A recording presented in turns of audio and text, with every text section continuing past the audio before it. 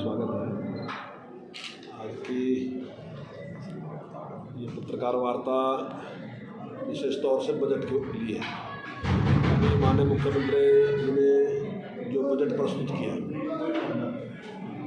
ये उनका चौथा बजट है और अभी तक जितने भी बजट वित्त मंत्री के तौर पर उन्होंने प्रस्तुत किए तो एक बहुत बड़ा परिवर्तन हुआ। वो परिवर्तन क्या है कि जब पहला बजट उन्होंने प्रस्तुत किया तो सभी विधायकों को आमंत्रित किया और उनके सुझाव दिए। कुछ लोगों ने इस प्रकार की बातें भी कही कि केवल ये तो आईवास है, लेकिन उन्होंने जब बजट भाषण पढ़ा तो उसमें उन्हें विधायकों के नाम लेके बताया कि ये सुझाव आपका था। इसी के साथ चाहे इंडस्ट्रियलिस्ट थे, चाहे व्यापारी थे, उनके साथ ही बातचीत की, चाहे किसानों के प्रतिनिधि थे, उनके साथ ही बातचीत की, अन्य सभी वर्गों के साथ उन्होंने बातचीत की। और अब की बार भी जब सेशन चल रहा था, आपके ध्यान होगा, सेशन में भी माननीय मुख्यमंत्री ने बात कही थी कि बजट प्रस्तुत करने के बाद ये संभव नहीं होता कि उसमें परिवर्तन कर दे, इतना बड़ा परिवर्तन कर दे, क्योंकि आप सभी विधायकों के सुझाव होंगे। तो मेरा आपसे निवेदन है कि आप पहले सुझाव दें, और उन्होंने वो भी सारे किए। और अभी आपने देखा होगा कि बहुत बड़ा परिवर्तन की बार ये भी है कि बजट प्रस्तुत करने के बाद इतनी लंबी छुट्टी दी गई। आज तक कभी ऐसा नहीं होता कि बजट प्रस्तुत करने के बाद आमतौर पर क्या होता था, अगले दिन बहस शुरू हो जाती थी, लेकिन अब की बार इतना बड़ा गैप दिया गया। और उसके बाद क्या किया, कमेटियाँ बनाई गई और वो कमेटियाँ उसका अध्ययन करेंगी, अलग अलग उस पर हर कमेटी अध्ययन कर रही है। और उनको एक छूट दी गई कि वो अगर अपना सुझाव देगी तो हम देखेंगे कि सुझाव उसमें वो है तो जिस डिपार्टमेंट को दिया है उसी का ही पैसा रहेगा, लेकिन अगर वो बदलना चाहते हैं कि इस मद की बजाय ये मद जरूरी था तो उसमें परिवर्तन होगा। तो इस प्रकार की उदारता जिस प्रकार से दिखाई गई, उदारता तो कहीं नहीं कह सकता मैं इसको, तो मैं ये कहूँगा कि विकास के लिए प्रयास। मतलब विकास का मतलब ये नहीं है केवल जो सत्ता पक्ष के लोग हैं वही, उनमें विपक्ष का भी सहयोग और चुने प्रतिनिधियों के अलावा भी जो समाज के लोग हैं, जो उसके विशेषज्ञ हैं, उनका भी सहयोग है। तो मेरा मानना है कि ये जो बजट है ये विकासशील बजट है। और जो टारगेट माननीय प्रधानमंत्री जी ने दिया 2047 तक देश को विकसित राष्ट्र बनाना, तो जिस प्रकार से केंद्र का बजट आया उसी प्रकार से ये बजट भी है। ये बजट निश्चित तौर से जो ग्रामीण विकास है उसको गति देगा, जो कृषि है उसको गति देगा, और जो गरीबी है उसको दूर करने के लिए, और जो रोजगार है उसको आगे बढ़ाने के लिए ये बजट जो है हमारा निश्चित तौर से काम करेगा। और जो हमारा टारगेट रखा गया विकास दर, वो 7.1 रखी गई है। और मेरा मानना है कि 7.1 बहुत अच्छी विकास दर है, चाइना की 4 से भी कम है। तो ऐसे में हम निश्चित तौर से जो देश की विकास दर है उससे ज़्यादा हम निश्चित तौर से करके देंगे। और उसी के साथ जैसे जो गरीब आदमी है उसके लिए एक योजना रखेंगे। हालांकि योजना हम पहले शुरू कर रखी, लेकिन अब की बार 2 लाख लोगों के लिए इस प्रकार का एक प्रदान किया कि जिन लोगों की आमदन 1 लाख से कम है, ऐसे 2 लाख लोगों को हम की मदद करेंगे, उनको लोन देंगे, वो अपना कोई काम शुरू करें और वो 1,80,000 से बाहर निकले। 1,80,000 से उनकी आमदन ज़्यादा बढ़नी चाहिए। ऐसे ही गरीब आदमी के लिए जो हमारे सफाई कर्मचारी थे उनको इंश्योरेंस देने का जिस प्रकार से किया, ऐसे ही जो एजुसेट चौकीदार है, मुझे नहीं पता आपको कितने लोगों को पता कि हमारी सरकार से पहले एजुसेट चौकीदार की तनख्वाह 1,000 रुपये थी, सिर्फ 1,000 रुपये। अब हमने साथ की और अब हमने कहा कि हम इसको कौशल विकास के अंतर्गत लेके जाएंगे, उसमें उन्हें 14,000 रुपये मिलेंगे। इसी प्रकार से मकान बनाने के लिए हमने गरीब आदमी के 1 लाख का टारगेट रखा कि 1 लाख लोगों को मकान बना के देंगे। जो हमने चिरायु योजना चलाई, जो अपना आयुष्मान है, तो हमारे हरियाणा में चिरायु की चलाई, तो उसमें हम 1,80,000 से जो कम थे तो उसको हम मदद देते थे कि उसका लाभ दे रहे थे। लेकिन अब हमने 3 लाख तक की जिसकी आमदन है उसको भी कहा कि वो 1,500 रुपये दे के अपना इंश्योरेंस करा सकता है, उसको भी सारा का सारे के सारे लाभ मिलेंगे।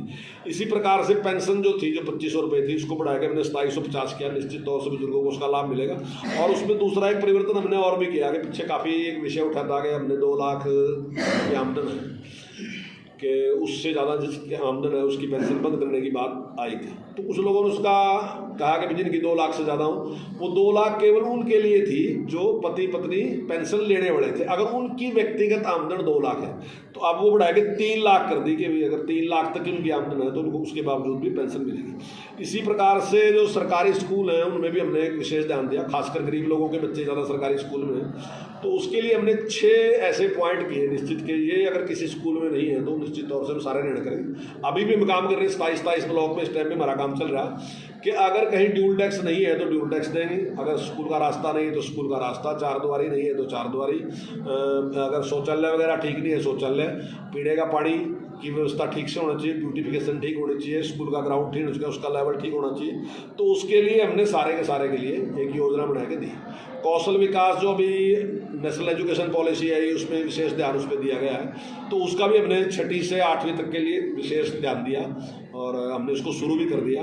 और उसमें 40 स्कूल हमारे ऐसे भी हैं जिसमें हमने सीधा सीधा जो इंडस्ट्री है उसके साथ संपर्क किया और उससे क्या गया आपको किस तरीके के क्वालिफाइड लोग चाहिए, आपको किस प्रकार की जरूरत है, तो उस पर मैंने दिया और उस हमने शुरुआत भी उसकी कर दी। तो ऐसे ही हमने कॉलेज के जो स्टूडेंट उनकी कोचिंग के लिए भी हमने जिन लोगों की आमदनी 3 लाख से कम है तो ऐसे 1000 छात्रों को कोचिंग जो है निःशुल्क कोचिंग देंगे, उसमें किसी को देना। ऐसे ही जो हमने एक दीनदयाल उपाध्याय अंत्योदय परिवार सुरक्षा योजना की हमने शुरुआत की है।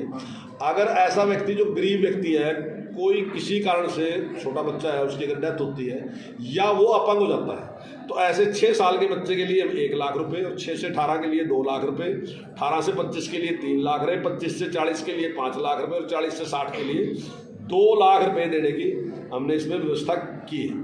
ऐसे ही रोजगार के मामले में लगा लो यार, नौकरियों के बारे में बार बार बात उठती है, तो सी और डी ग्रुप की हम 65,000 भर्तियों का हमने इसमें प्रावधान रखा कि हम इसमें करेंगे।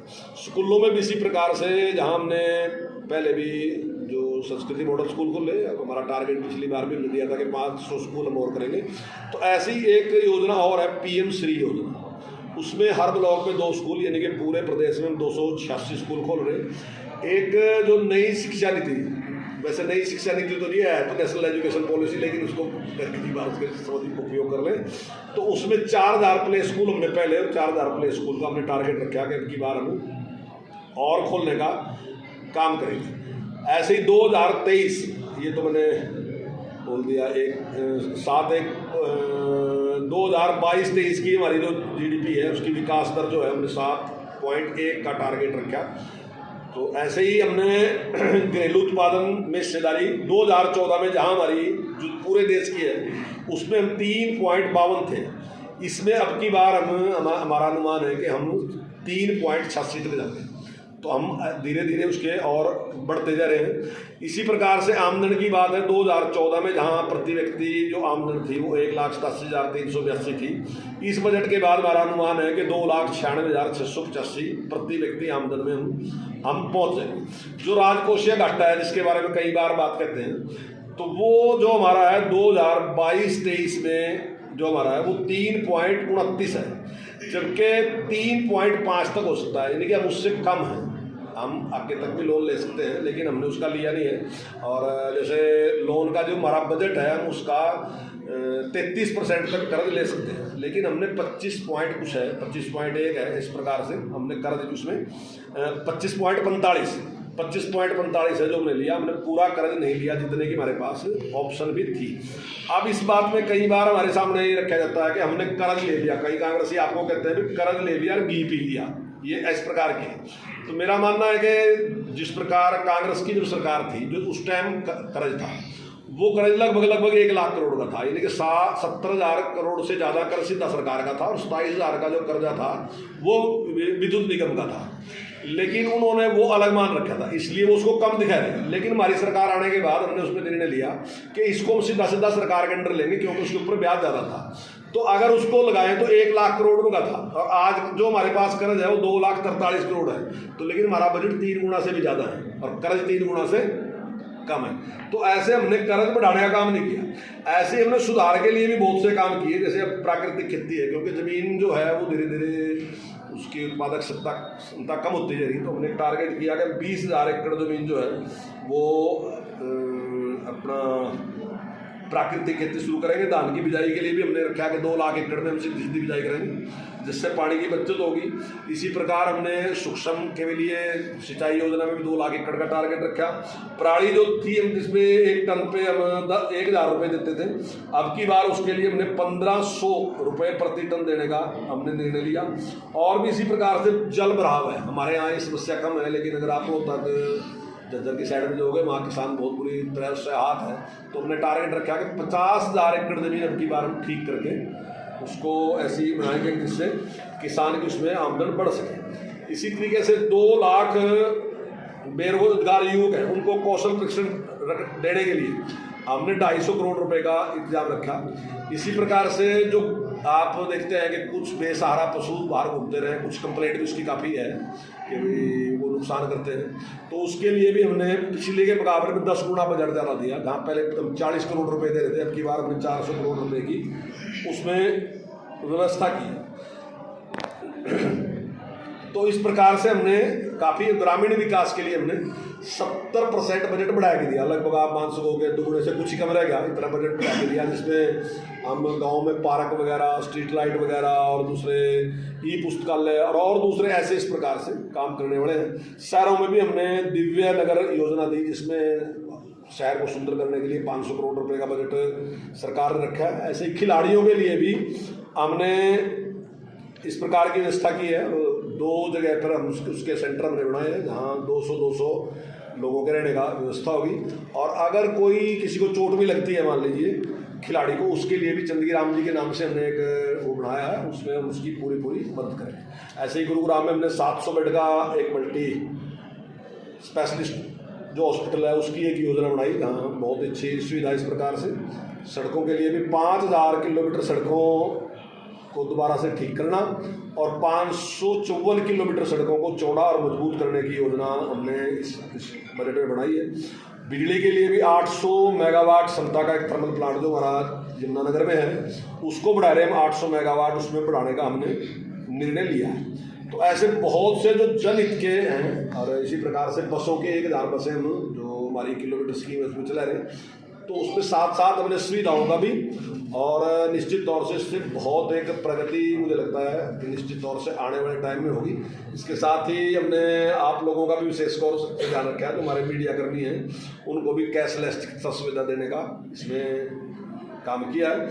और इसके साथ ही जो हमारे कलाकार हैं, जो रागनी गाने वाले हैं या दूसरे सांग वाले हैं, जो अन्य गाते हैं, तो उसके लिए भी, क्योंकि बुजुर्ग होने के बाद उनकी स्थिति ठीक नहीं होती, तो उनकी पेंशन देने का भी हमने योजना बनाई है और वो 10,000 पेंशन मासिक देंगे। इस प्रकार का निर्णय हमने लिया सर। तो सभी वर्गों का कैथल में देखिए, इसमें अभी कुछ स्कूल इस प्रकार से जो पहले आ रहे थे और जिनके पास मान्यता नहीं थी, अस्थाई मान्यता जिनको हम देते थे, तो उनके लिए हमने अब की बारी नियम बनाया है कि भाई अगर वो नॉर्म पूरे करेंगे तो तभी उनको मान्यता मिलेगी। पिछली बार भी किया था, अब की बार भी किया, और उनके लिए भी सुविधा रखी कि अगर कोई समस्या है तो वो बता सकते हैं। लेकिन जिस प्रकार से आप बता रहे हैं कि उनके पास मान्यता नहीं है, अगर हमारे सामने इस प्रकार का कोई भी केस हमें मिलता है या कोई भी अभिभावक इस प्रकार की शिकायत करता है, तो निश्चित तौर से उनके खिलाफ कार्रवाई में 13 स्कूल तो चिन्हित है सर। लेकिन कोई अभिभावक अगर हमारे पास कंप्लेंट करेगा कि भाई इसके पास मान्यता नहीं है और हमारा बच्चे का एडमिशन किया और हमें इस प्रकार की समस्या है, तो निश्चित तौर से कैथल डीओ के पास इसकी शिकायत एक विभाग द्वारा की गई है सर, लेकिन क्या लगभग 5 दिन बीत गए, कोई कार्रवाई नहीं, जबकि दूध का दूध, पानी का पानी साफ तौर पर दिख रहा है। नहीं, अगर इस प्रकार का कोई भी होगा, आप कहीं से भी मिलते हो तो उसकी जाँच करें सर। ये एंट्री को लेकर सरपंच मैंने कहा कोई नुकसान नहीं है। अभी मैंने अपने यहाँ भी प्रोग्राम किया था और उसमें सरपंचों से पूछा था, मैंने सारी बात रखने के बाद तो मेरे पास कोई कंप्लेंट नहीं आई। लेकिन मुझे लगता है कि कई बार इस प्रकार आंदोलन के लिए एक विचार बढ़ जाता है तो वो लोग करते रहते हैं। आप सब पत्रकार हैं और आप भी बताओगे ई टेंडरिंग से क्या नुकसान है। मैं समझता हूँ ई टेंडरिंग से सरपंचों को लाभ होगा सर। 40% माइनस ठेकेदार जो है भर रहे हैं, उसके बाद काम नहीं करने आते, शिकायतें नहीं। देखिए, अगर इस प्रकार की तो कुछ लगता है ये विषय पूरे शहर की घटना कैथल का फीडबैक लीजिए। आप एक लोगों की बात करोगे, वो नहीं ई टेंडरिंग की बात आप सरपंचों की करो वो तो बात समझ में आती है। अगर आप गली की बात करोगे तो उसकी जवाब तो आपको आपका कमिश्नर जो है वही देगा। और जहाँ तक सरपंचों की बात है, वो मैं आपसे एक बात कहना चाहता हूँ कि ई टेंडरिंग जो है ये सरपंचों के पक्ष का निर्णय है, क्योंकि सरपंच कोई टेक्निकल एक्सपर्ट व्यक्ति नहीं होता, लेकिन इंक्वायरी किसकी होती है? सरपंच की होती है।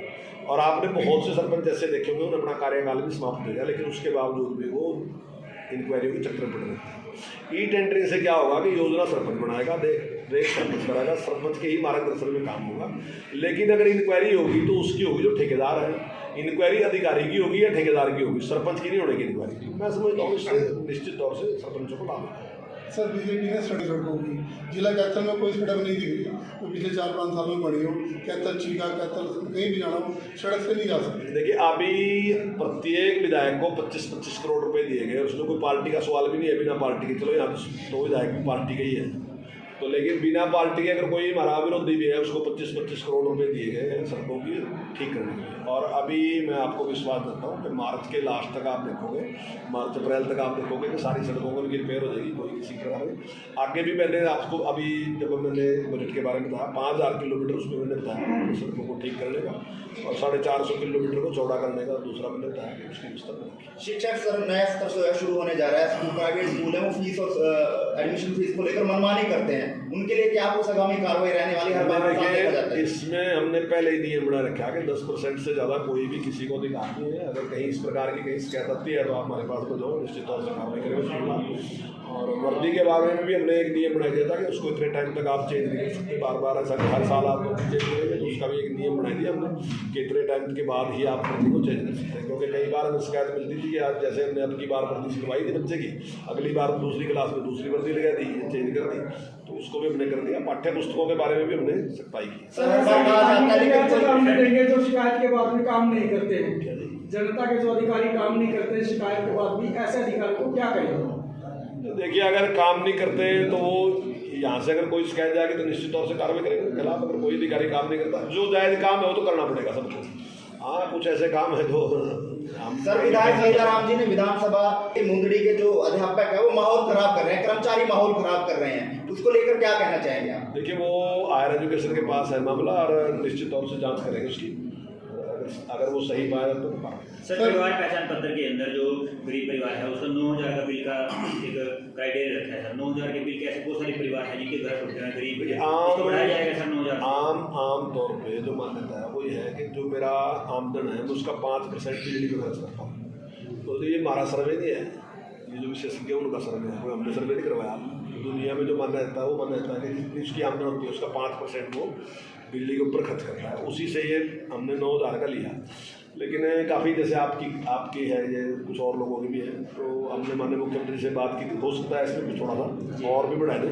लेकिन ये जो एक धारणा है ना BPL बढ़वाने की या दूसरा बढ़वाने की, मैं समझता हूँ अच्छी नहीं है। अगर हमें जरूरत नहीं है तो निश्चित तौर से उससे बाहर निकलना चाहिए। सभी को बाहर निकलना चाहिए। नहीं अब की बार आपको नहीं होगा, अब की बार जब एडमिशन होगा तो सुनो अब की बार जब एडमिशन शुरू होगा तो आप वहीं जाइए, आप देखिए एडमिशन के साथ ही किताबें हमारी आने शुरू होगी।